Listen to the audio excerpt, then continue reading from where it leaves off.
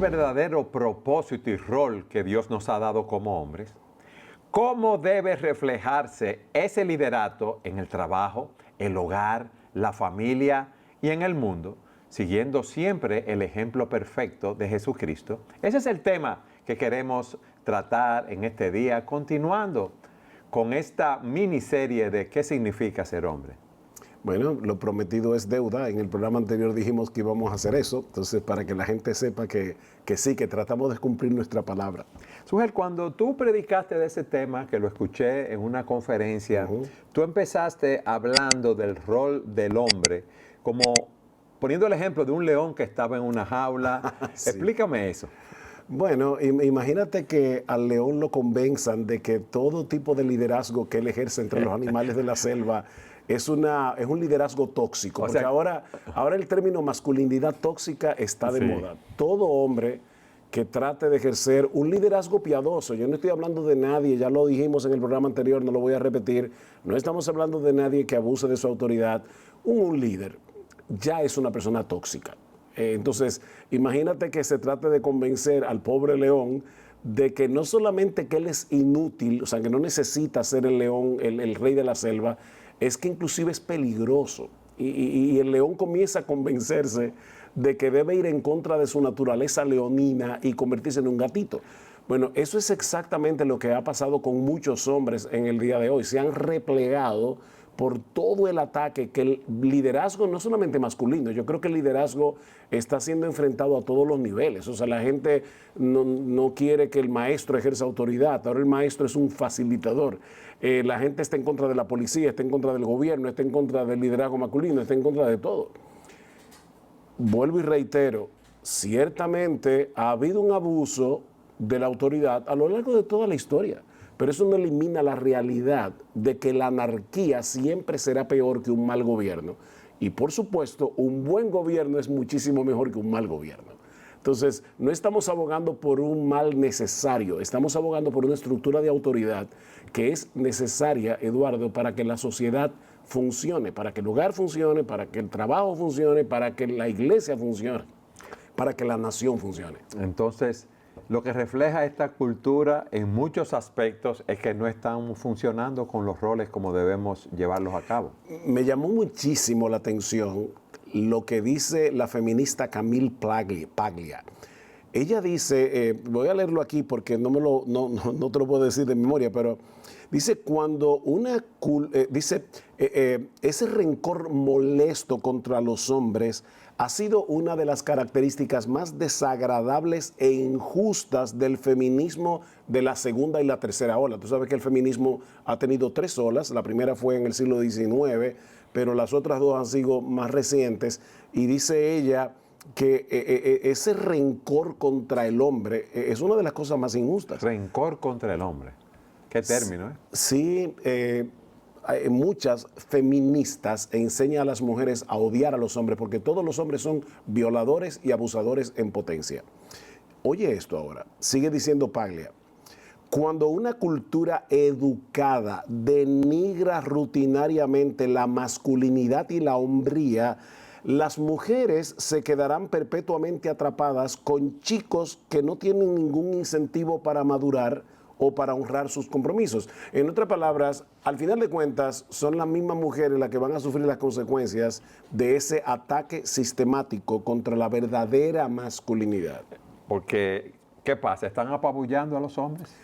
Eduardo, ¿Nos están relegando a un segundo plano? Hace décadas atrás se acuñó el término adultecentes para hablar de hombres que tienen 30 años y no asumen responsabilidades de hombres. Ellos siguen en casa de papi y mami, cambian de trabajo como cambian de camisa, porque no permanecen en ningún lado, no tienen hombría, no han desarrollado la hombría. Y nuestra sociedad necesita urgentemente de hombres que se comporten como hombres y obviamente mujeres que se comporten como mujeres. Es lo que llamaban o llaman la adolescencia extendida de muchos hombres. Exacto, adultecentes, son adolescentes de 30 años. A mí me gustaría que viéramos los diferentes roles del hombre en diferentes áreas. Dime qué sucede en el trabajo con los hombres. Ok, la semana pasada dijimos, Génesis 1 nos narra la creación del hombre a la imagen de Dios y con dos identidades sexuales diferentes, varón y hembra los creó, y luego dice que ambos tenían el papel de sojuzgar la tierra y de llenar la tierra, cada uno cumpliendo un rol particular. También dijimos que en Génesis 2, Moisés hace un zoom al sexto día de la creación y comenzamos a ver entonces ese detallito del versículo 27, varón y hembra los creó, mucho más ampliado. Y una de las cosas que vemos es que Dios crea al hombre primero y a Eva la crea después. Ahora, ¿qué ocurre cuando Dios crea al hombre? Eva todavía no está en el panorama. Permíteme leerte un texto que se encuentra en Génesis capítulo 2, versículos 4 al 5. Básicamente lo que dice el versículo 4 es que Dios creó un huerto y luego en el versículo 5 dice, y aún no había ningún arbusto del campo en la tierra, ni había aún brotado ninguna planta del campo, porque el Señor Dios no había enviado lluvia sobre la tierra, ni había hombre para labrar la tierra. Fíjate, aquí tenemos dos cosas. Así como la tierra necesitaba lluvia para que los árboles crecieran, la tierra necesitaba un hombre para que labrara la tierra. ¿Qué hizo Dios? Dios crea un hombre. ¿Y de qué lo crea, Eduardo? Ahora vamos a cambiar de rol. ¿De qué material hizo Dios al hombre? Bueno, Él lo hizo del polvo de la tierra. Así que desde el principio, el hombre, aún por su diseño y creación, queda identificado con su lugar de trabajo, dice en el versículo 7. Luego, más adelante, escucha lo que dice el versículo 8.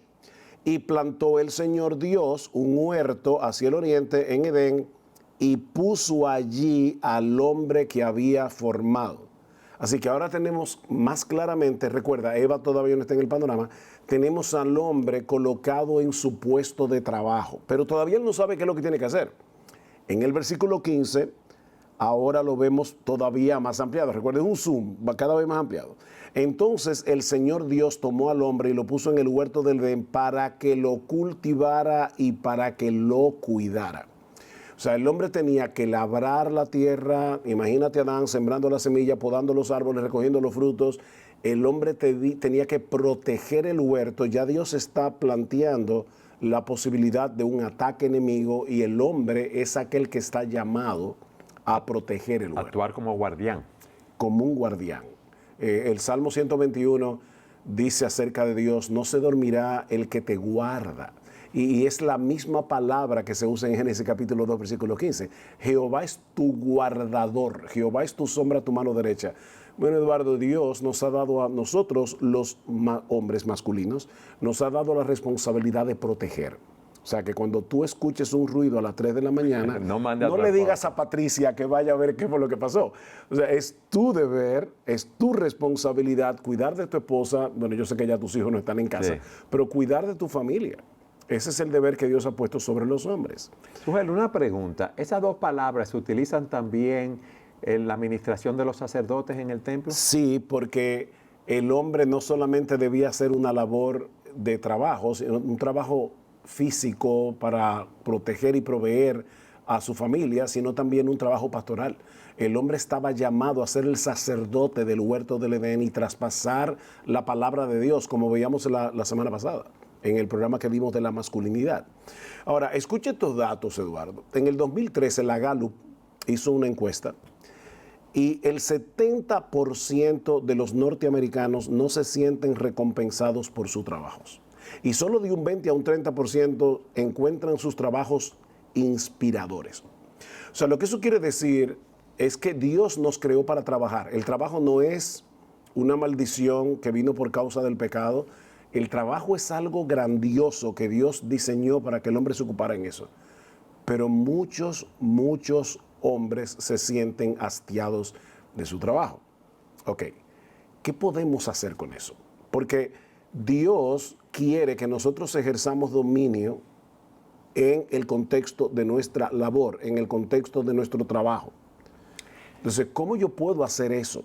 Muchos podrán argumentar que están trabajando en áreas que no son donde están llamados, que bueno, Dios le ha dado talentos específicos, una vocación que no pueden desarrollar. Ok, déjame ir un paso atrás. Nosotros vivimos en un mundo caído Y en ese mundo caído, la maldición, el castigo que vino sobre el hombre, y quiero aclarar que cuando yo uso la palabra hombre ahora en este programa, no es genérico, o sea, no estoy hablando de hombre y mujer, sino del hombre masculino. Ok, el castigo que vino sobre el hombre por causa de su desobediencia y su rebelión contra Dios, se dio en el contexto del trabajo. Dice, con el sudor de tu rostro comerás el pan. Así que, Eduardo, todo trabajo tiene su cuota de frustración. El trabajo te hará sudar, aunque trabajes en una oficina con aire acondicionado. Eso quiere decir que independientemente de que yo trabaje en un área que me guste o en un área para la que yo esté capacitado, el trabajo va a tener sus elementos de frustración. Eso es parte de la caída. Y no por eso yo voy a renunciar de mi trabajo, porque yo tengo que proveer para mi familia. Entonces, habiendo dicho eso, que todo trabajo tiene su cuota de frustración, ¿qué puede hacer el hombre que está hastiado de su trabajo? Hay un libro que, por cierto, lo recomiendo muchísimo, se llama El hombre frente al espejo, de Patrick Morley, y ese libro está en español. Y Patrick Morley dice varias cosas con respecto a ese punto, pero solamente voy a traer dos. Él dice, primero, redefine tu ambición. En otras palabras, Eduardo, ¿para qué tú trabajas? ¿Tú trabajas porque tú quieres ser rico? ¿Tú trabajas porque tú quieres tener una vida cómoda? ¿Porque a los 50 años ya tú quieres tener suficiente para retirarte? ¿Para qué tú trabajas? Trabajamos para la gloria de Dios. Y ahí es que está el problema de la mayoría de las personas, que no entienden esa realidad. Yo trabajo para la gloria de Dios, para agradar a Dios. En 1 Tesalonicenses, yo no voy a leer el texto porque no tenemos mucho tiempo, pero voy a dejarlo de tarea para los que nos están viendo. En 1 Tesalonicenses capítulo 4, versículos 1 y 2, Pablo le dice a los tesalonicenses, yo los alabo, porque, en otras palabras, porque ustedes se están agradando a Dios. Pero ¿saben qué? Los animo a que abunden en eso más y más. Porque nosotros nunca vamos a llegar a un punto en que todo lo que hagamos agrade a Dios. La pregunta es, ¿cómo se supone que nosotros debemos agradar a Dios? Y ahora Pablo va a dar algunas cosas. Dice, abstente de la fornicación, la pureza sexual, la santidad. Y luego, en el versículo 10 dice, y los instamos también a que abundéis en el amor mutuo más y más, y a que tengáis por vuestra ambición el llevar una vida tranquila y ocuparse en vuestros propios asuntos y trabajar con vuestras manos, tal como os hemos mandado. ¿Sabes qué, Eduardo? Cuando un hombre cristiano hace con excelencia, con responsabilidad, el trabajo que se le puso por delante, él está agradando a Dios. Sí, porque trabajamos para agradar a Dios y no a los hombres. Y un hombre que sabe que está en la presencia de Dios en su trabajo va a cumplir con lo que tiene por delante, no solamente cuando venga el jefe. Si pues coméis o bebéis o hacéis cualquier otra cosa, incluyendo el trabajo, hacedlo todo para la gloria de Dios. Si tu ambición es agradar a Dios con tu trabajo, entonces tú te vas a esforzar independientemente de las frustraciones que traiga el trabajo. Sí, porque las personas dicen, pero que yo trabajo duro, lo hago para Dios, no me reconocen el trabajo, ya está esperando un reconocimiento. Los amigos no cumplen con su trabajo. No gano suficiente. Ya empieza ahí. Teniendo sustento y abrigo, estad contentos con eso. Tú tienes sustento y abrigo por medio de tu trabajo, le estás dando sustento y abrigo a tu familia. Obviamente, si Dios te da más, amén, gloria al Señor. No es que no hemos hecho un voto de pobreza. Pero Pablo dice que si tenemos esas dos cosas debemos estar contentos con eso. Pero Patrick Morley dice algo más. No solamente redefine tu ambición es agradar a Dios, sino en segundo lugar, redefine quién es tu jefe. Mira, si tú haces una encuesta, tú tomas 1000 hombres al azar y le preguntas, ¿tú quieres ser tu propio jefe?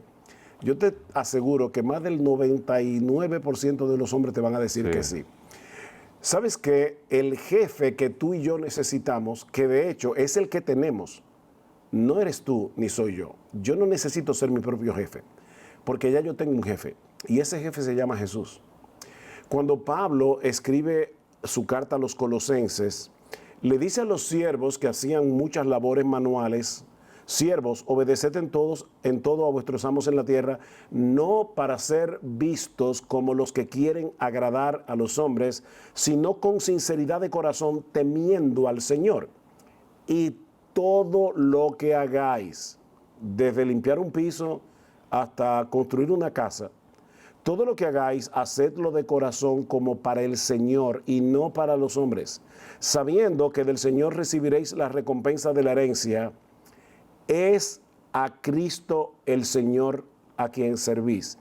No olviden, Pablo no está hablándole aquí a un grupo de pastores, porque la gente dice, claro, si tú estás en una iglesia, tú le estás sirviendo al Señor. No, mi hermano, cuando tú vas a tu oficina por la mañana, tú vas a servirle a Cristo en el trabajo que se te asignó. ¿Tú te imaginas la revolución que habría en una sociedad si todos los cristianos que viven en esa sociedad se levantaran todos los lunes pensando, wow, esta semana voy a trabajar para mi jefe? Sería algo maravilloso. Para mi jefe Jesús. Sí, pero sería algo maravilloso, pero tú sabes que tenemos un bombardeo del mundo creándonos necesidades, tenemos nuestro propio pecado, tenemos un más alto concepto de nosotros, de lo que debemos tener, creemos que nos merecemos muchas cosas y un descuido muy grande sobre la relación personal de los cristianos con Dios. No vivimos en la presencia de Dios. Eduardo, déjame decir esto que yo espero que sea chocante para los que nos están escuchando. Mira, la vagancia, el trabajo a medias, el trabajo mal hecho, el trabajo que no procura la excelencia es anticristiano por naturaleza.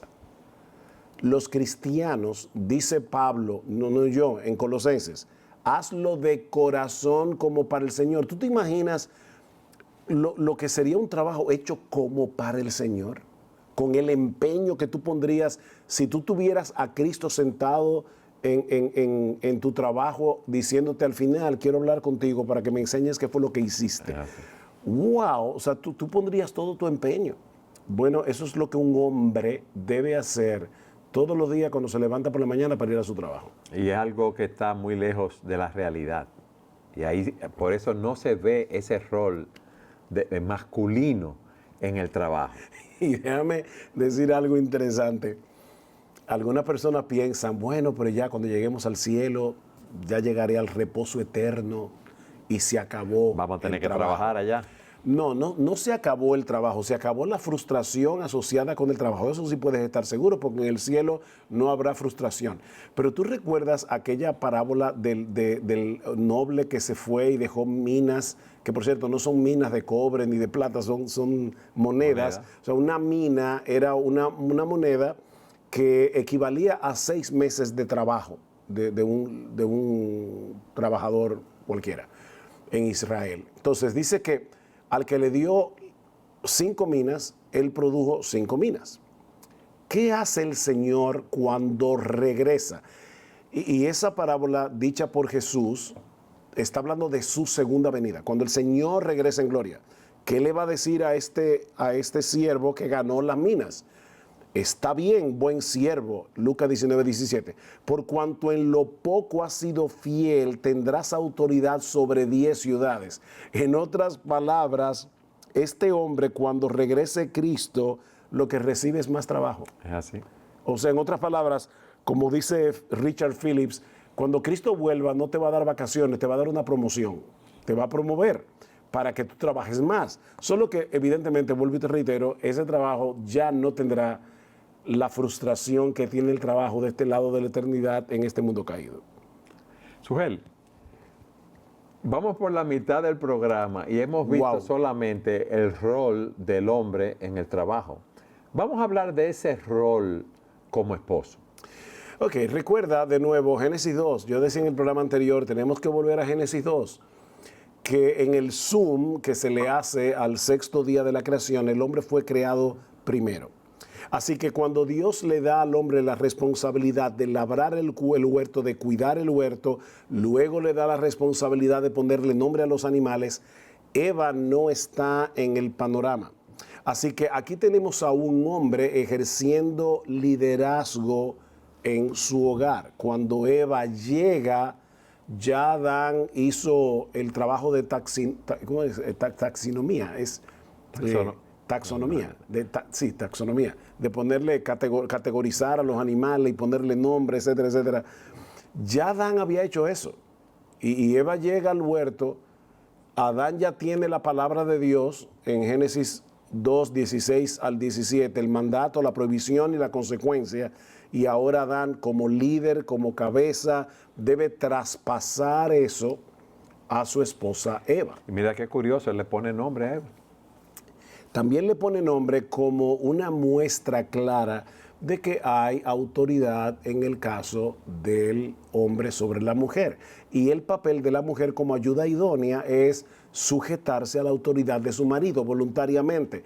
No es al hombre al que se le ordena sujetar a Eva. Es a Eva a la que se le ordena sujetar al hombre. Al hombre se le manda amar a su esposa como Cristo amó a la iglesia. Déjame corregirte. A Eva se le manda a sujetar al hombre, no a sujetarse. A sujetarse. Yo dije al hombre. A sujetar al hombre. Perdonen, edición aquí. A Eva se le manda a sujetarse, ella se sujeta, es voz media. La voz media lo que indica es, tú haces la acción y tú recibes la acción. Tú te sometes a la autoridad del hombre. Se manda a autosometerse. Exactamente. Ahora bien, Adán tenía la responsabilidad de darle esa instrucción de la palabra de Dios a Eva, pero también el hombre tiene la responsabilidad de educar a sus hijos. Hace poco estaba en un tiempo de preguntas y respuestas y alguien preguntó cuál era la responsabilidad del padre, no de los padres, del padre en el hogar.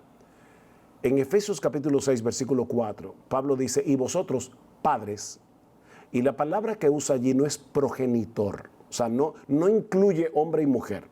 Es la palabra pater, está hablándole al hombre. Vosotros, padres, no provoquéis a ira a vuestros hijos, sino criadlos en la disciplina y amonestación del Señor. Eso no quiere decir que las madres no tengan una tremenda e importantísima responsabilidad en la crianza de los hijos, y eso lo vemos en el libro de Proverbios continuamente. El proverbista dice, hijo mío, no olvides la instrucción de tu madre, no desprecies la instrucción de tu madre. O sea que no estamos negando esa realidad, pero el hombre sigue teniendo la responsabilidad de ser el líder en su hogar. Hay un texto en la primera carta de Pablo a los Tesalonicenses, donde él está dando un testimonio de cómo fue su labor pastoral en medio de ellos.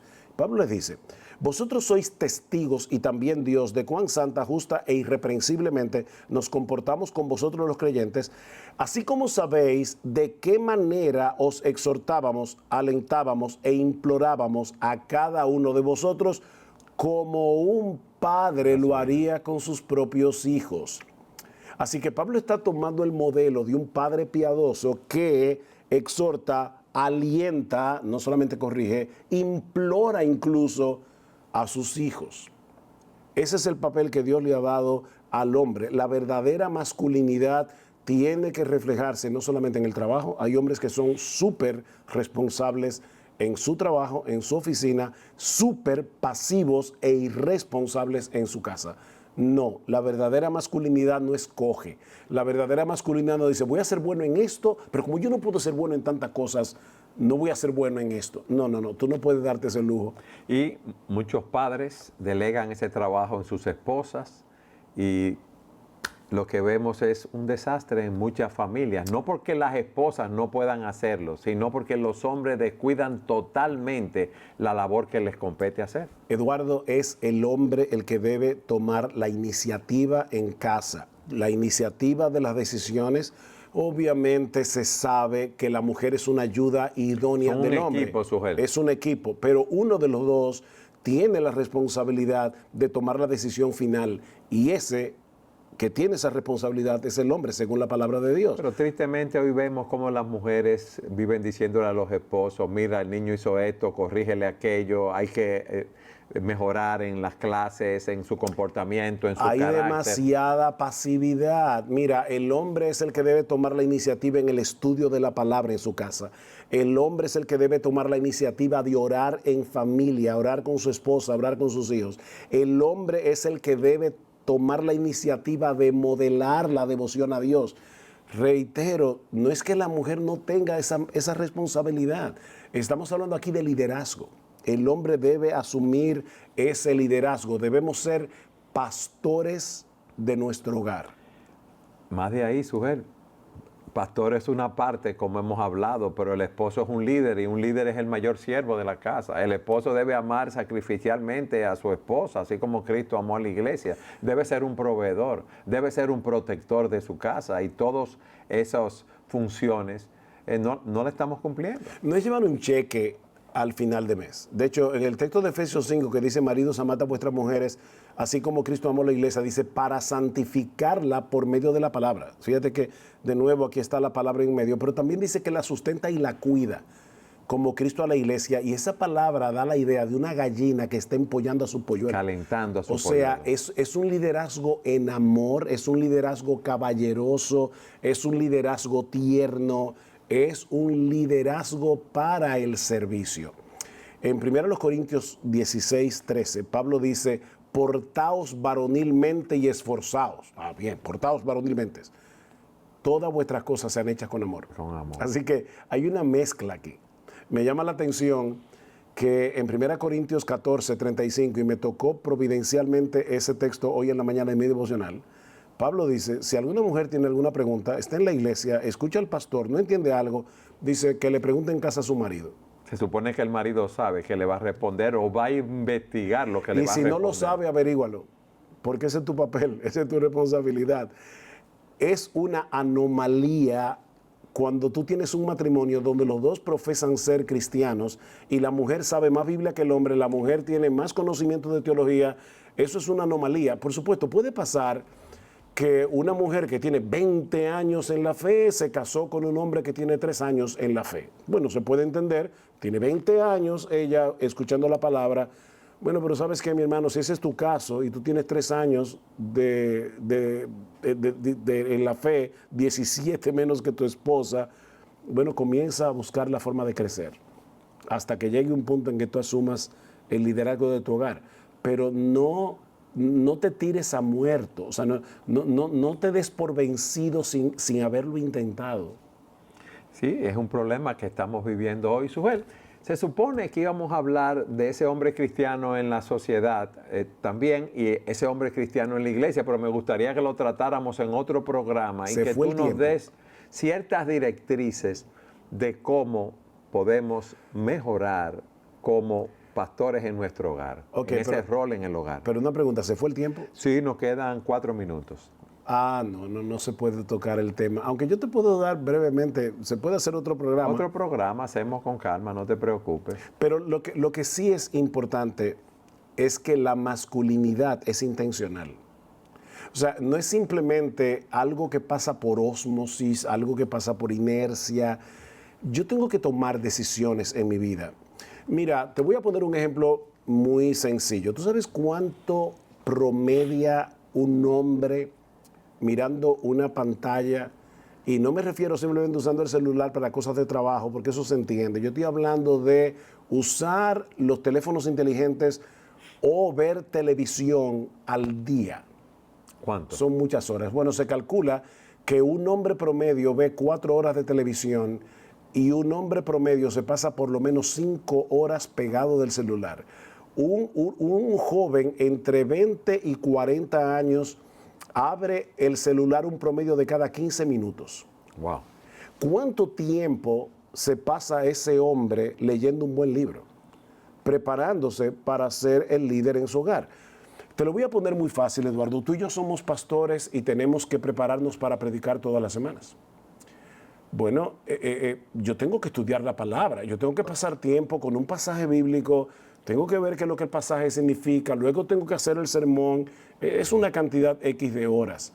Bueno, si tú eres el pastor de tu hogar, yo no te estoy diciendo que tú tienes que preparar un sermón toda la semana para tu familia, pero así como yo tengo la responsabilidad de estudiar la palabra, para saber que yo estoy guiando a la iglesia conforme a la palabra y no conforme a mis propias opiniones o a lo que a mí me parece, bueno, de la misma manera, todos los hombres que son pastores y líderes en su hogar tienen que ser intencionales en planificar su tiempo de tal manera que estudie la palabra y que aún busque recursos que lo ayuden a entender la palabra cada vez mejor. Aclaro, cada cual según la capacidad que Dios le ha dado a cada uno, porque no es, Eduardo, perdóname, no es simplemente, o no es para nada, que yo estoy diciendo que todos los hombres tienen que tener un PhD en teología, o que todos los hombres tienen que ser predicadores, o no, yo no estoy diciendo eso. Lo que estoy diciendo es que cada uno, conforme a la capacidad que el Señor le dio, tú tienes que estar seguro que las minas que te dieron para administrar, tú la dupliques. Pero hay algo de intencionalidad, Sujel. A eso que me refería, que la masculinidad es intencional. Pero fíjate en este sentido, tú tienes un teléfono inteligente, tú vas camino al trabajo en tu vehículo, en un autobús, como sea, tú puedes ir escuchando la palabra hablada, tú puedes escuchar un podcast cristiano, tú puedes escuchar un sermón, tú puedes ver un programa, escuchar un programa como este. Entonces, es algo de cambiar de hábitos. Sujel. Eduardo, es que no hay excusas. Tú sabes la cantidad de recursos que nosotros tenemos en este aparatico. Muchos. Que podemos utilizar. Mira, el celular te lee libros. Tú puedes leer libros. Tú puedes ir a Sermón Audio y hay un montón de sermones en español si tú no sabes inglés. Tú andas Está la Biblia hablada, Sujel, que la puedes Biblia escuchar hablada. la Biblia. O sea, es que de verdad, si ha habido una época en que nosotros no tenemos excusas, es como decía John Piper, que él creía, una broma medio en serio, que Dios le dio la capacidad de Steve Jobs de inventar el iPhone para demostrar que no es verdad que no tenemos tiempo para orar y leer la Biblia. Pues tenemos tiempo para... Sí, tenemos para el tiempo. Sí, y mucho. Sujel, tenemos que hacer otro programa. No te voy a decir que lo hagamos para la próxima semana porque sé que vas de viaje, pero... No, pero podemos... bueno, tú también vas de viaje, pero Sí. regresamos. Bueno. O sea, si lo tenemos que hacer la semana que viene para que Sí. salga el viernes que Sí. viene, no hay problema. Bueno, ya tú sabes, tenemos ese compromiso. Perfecto. En conclusión, la verdadera masculinidad, lejos de ser tóxica o dañina, es un llamado divino a liderar con amor, responsabilidad y sacrificio. Al seguir el ejemplo de Cristo, podemos ser restaurados y capacitados para reflejar la imagen de Dios en todas las áreas de nuestras vidas. Y es nuestra oración, es nuestro deseo que podamos abrazar este llamado y vivir como hombres según el corazón de Dios para su gloria y el bien de nuestras familias, de la iglesia y del mundo. Gracias por habernos acompañado en su programa Entendiendo los Tiempos.